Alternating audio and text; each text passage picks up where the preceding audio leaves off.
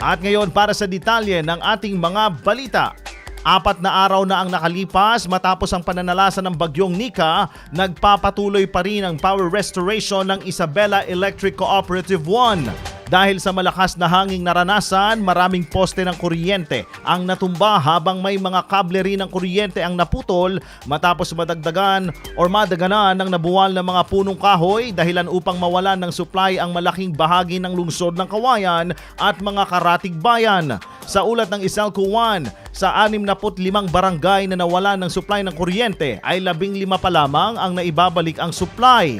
Bagamat patuloy ang nararanasang sama ng panahon, puspusan pa rin ang isinasagawang restoration process, kaya naman hinihiling ng kooperatiba ang pasensya at pangunawa ng mga consumer dahil isinasaalang-alang din nila ang kaligtasan ng kanilang mga linemen.